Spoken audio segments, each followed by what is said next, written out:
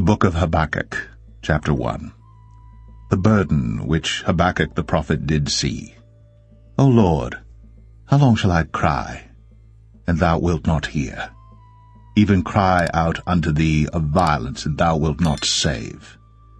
Why dost thou show me iniquity, and cause me to behold grievance? For spoiling and violence are before me, and there are that raise up strife and contention. Therefore the law is slacked, and judgment doth never go forth. For the wicked doth compass about the righteous, therefore wrong judgment proceedeth. Behold ye among the heathen, and regard and wonder marvelously. For I will work a work in your days, which ye will not believe, though it be told you. For lo, I raise up the Chaldeans, that bitter and hasty nation, which shall march through the breadth of the land, to possess the dwelling places that are not theirs. They are terrible and dreadful.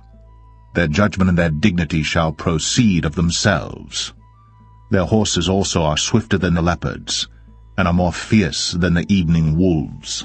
And their horsemen shall spread themselves, and their horsemen shall come from far. They shall fly as the eagle that hasteth to eat. They shall come all for violence, their faces shall sup up as the east wind, and they shall gather the captivity as the sand. And they shall scoff at the kings, and the princes shall be a scorn unto them. They shall deride every stronghold, for they shall heap dust and take it. Then shall his mind change, and he shall pass over and offend, imputing this his power unto his God. Art thou not from everlasting, O Lord my God, mine Holy One? We shall not die, O Lord.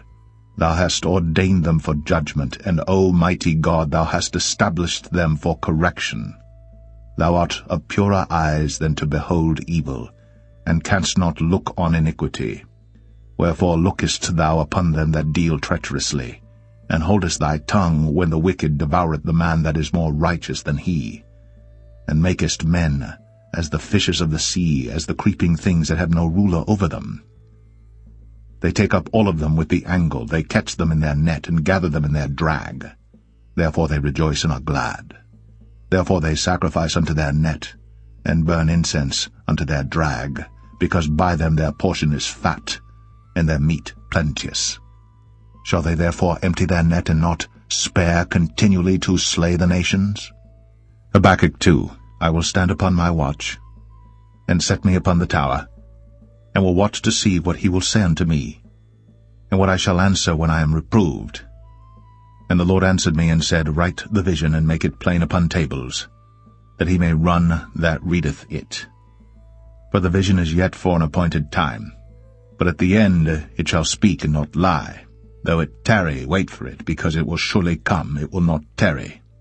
Behold, his soul which is lifted up is not upright in him, but the just shall live by his faith. Yea, also because he transgresseth by wine, he is a proud man, neither keepeth at home, who enlargeth his desire as hell, and is as death, and cannot be satisfied, but gathereth unto him all nations, and heapeth unto him all people. Shall not all these take up a parable against him, and a taunting proverb against him, and say, Woe to him that increaseth that which is not his, how long? And to him that ladeth himself with thick clay?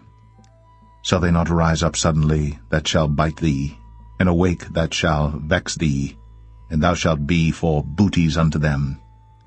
Because thou hast spoiled many nations, all the remnant of the people shall spoil thee because of men's blood, and for the violence of the land, of the city, and of all that dwell therein.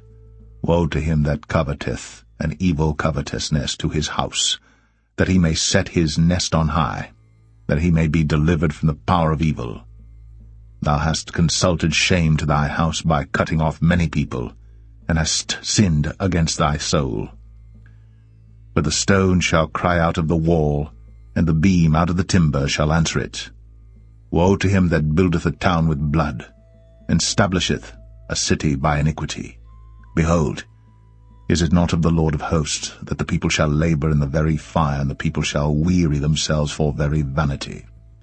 But the earth shall be filled with the knowledge of the glory of the Lord, as the waters cover the sea.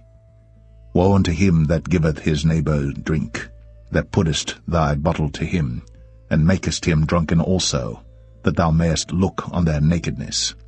Thou art filled with shame for glory. Drink thou also, and let thy foreskin be uncovered.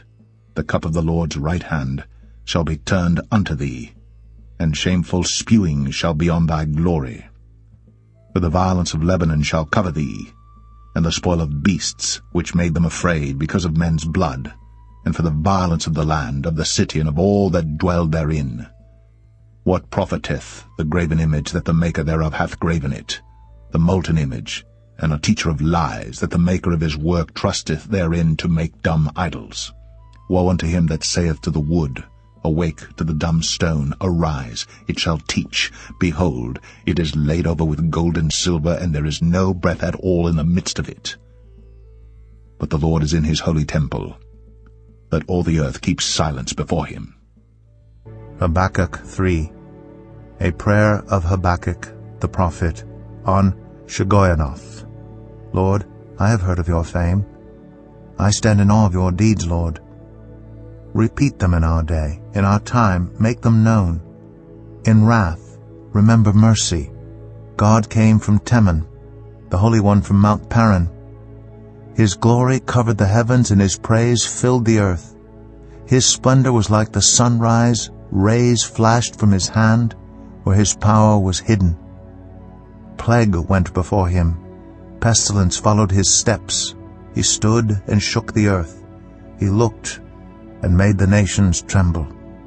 The ancient mountains crumbled, and the age-old hills collapsed.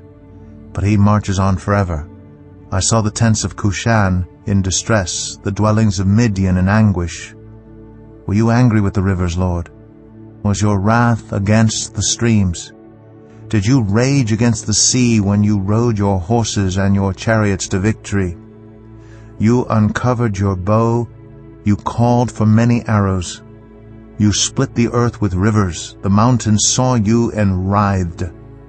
Torrents of water swept by, the deep roared and lifted its waves on high. Sun and moon stood still in the heavens at the glint of your flying arrows, at the lightning of your flashing spear. In wrath you strode through the earth, and in anger you threshed the nations. You came out to deliver your people, to save your anointed one. You crushed the leader of the land of wickedness. You stripped him from head to foot. With his own spear you pierced his head when his warriors stormed out to scatter us, gloating as though about to devour the wretched who were in hiding. You trampled the sea with your horses, churning the great waters. I heard, and my heart pounded. My lips quivered at the sound.